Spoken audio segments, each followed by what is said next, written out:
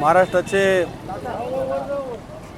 लाडकं राजकीय व्यक्तिमत्व आणि तळागाळापर्यंत गावाखेड्यापर्यंत शेतकऱ्यांच्या बांधापर्यंत आणि गरिबांच्या घरापर्यंत पोहोचणारा आपल्या सर्वांचा आपल्या सर्वांचा आणि या संबंध महाराष्ट्राचा लाडका नेता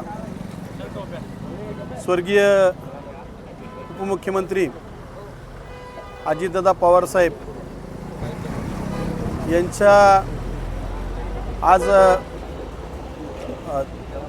वाढदिवस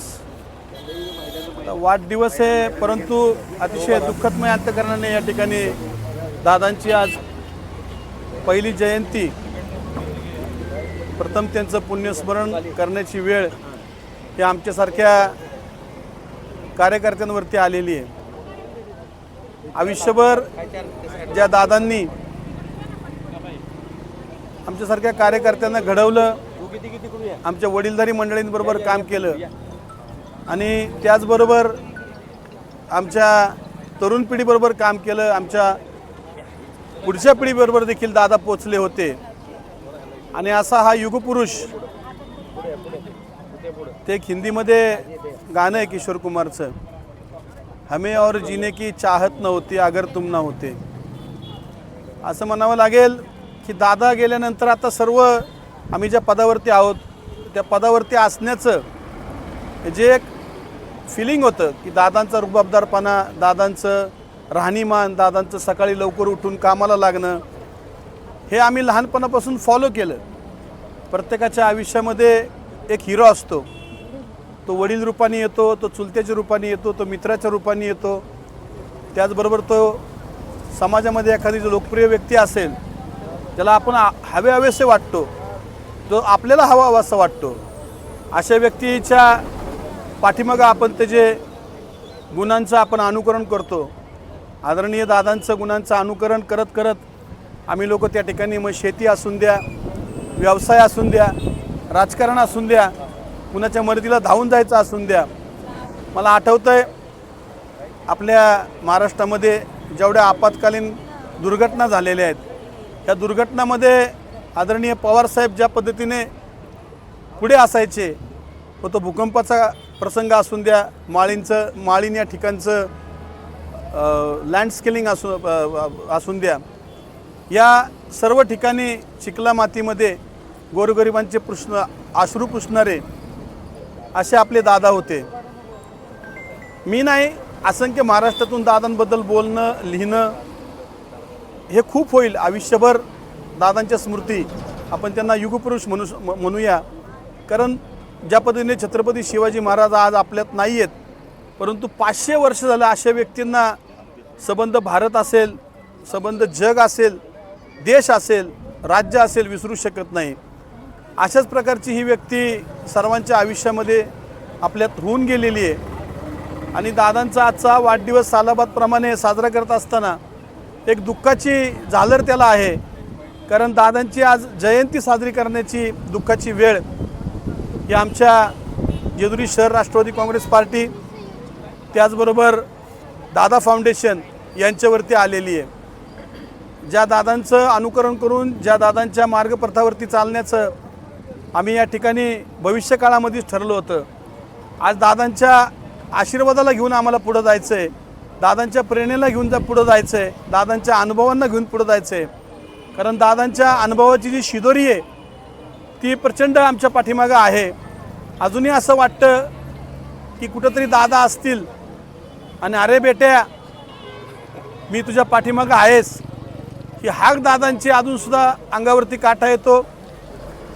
भावनिक या ठिकाणी आजचा हा सर्व वेळ आहे।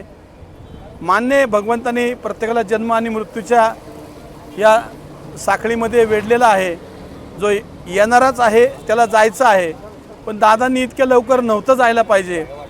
कारण दादा गेल्यामुळं नुसता राष्ट्रवादी काँग्रेस पक्षच नाही तर संबंध महाराष्ट्रातील गोरगरीब जनता असेल, शेतकरी असेल, काबाड करणारी जनता असेल, सर्व नागरिक असतील, त्यांचे हितचिंतक असतील, यांना दादांचा जो आधार होता, आपण ज्या पद्धतीने म्हणतो की वडीलधारी व्यक्ती घरामध्ये असून द्या किती ती तिथं आजारामध्ये असेल, किती ती व्यक्ती आज घरी बसलेली असेल, तिचं असणं हे फार महत्त्वाचं आहे.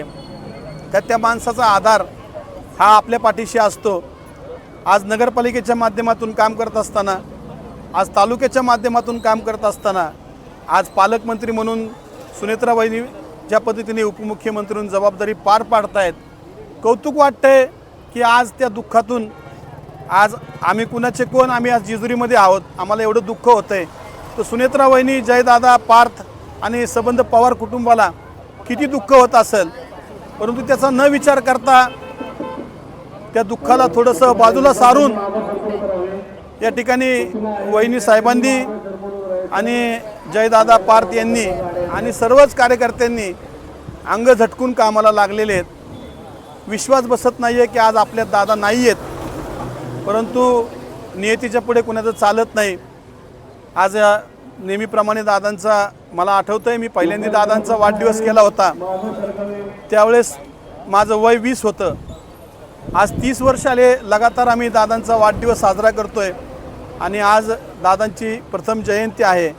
माझ्याबरोबरचे सर्वच नगरसेवक, त्याचबरोबर नगरसेविका, सर्वच या ठिकाणचे राष्ट्रवादी काँग्रेसचे अध्यक्ष, राष्ट्रवादी काँग्रेसचे सर्व युवक अध्यक्ष, त्याच पद्धतीने आमचं दादा फाउंडेशन जे दादांना स्मरून या ठिकाणी चालू केलेलं आहे, त्या दादा फाउंडेशनचे सर्व सभासद, संस्थापक, अध्यक्ष, त्यात आमचे नाव घ्यायचं म्हणलं तर पुढाकार हा रोहिदासजी कुंभार, वडीलधारी मंडळीमध्ये आमचे शिवराजजी झगडे साहेब, दादा बयास, सर्वच मंडळी या ठिकाणी यांनी पुढाकार दरवेळेस घेत असतात. आणि दादांनी ज्या पद्धतीने त्यांचं आयुष्य हे संबंध महाराष्ट्रासाठी वाहिलेलं आहे आणि एक चांगलं काम दादांनी आयुष्यभर केलेलं आहे, त्याचंच अनुकरण पुढं आपण जर त्यांच्या ह्या काळामध्ये केलं तर ती खऱ्या अर्थाने दादांना श्रद्धांजली राहणार आहे.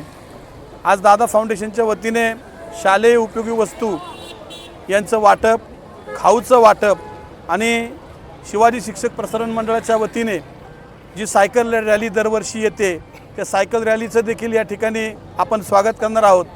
येणाऱ्या 26 तारखेला जेजुरीच्या मल्हार अजितदादा रत्न या नावाने मॅरेथॉन होणार आहे. 26 तारखेला ती मॅरेथॉन जेजुरीमध्ये येते. सालाबादप्रमाणेच हा कार्यक्रम होत असतो, कारण दादांचं सायकलिंग स्पर्धा झाल्यानंतर जे धावपट्टू असतात ते साधारणतः 350 धावपट्टू हे 26 तारखेला पुण्यातून जेजुरी आणि जेजुरीतून बारामती असा त्या ठिकाणचा दादांना एक श्रद्धांजली म्हणून त्या ठिकाणी दरवर्षीप्रमाणे रन करत असतात.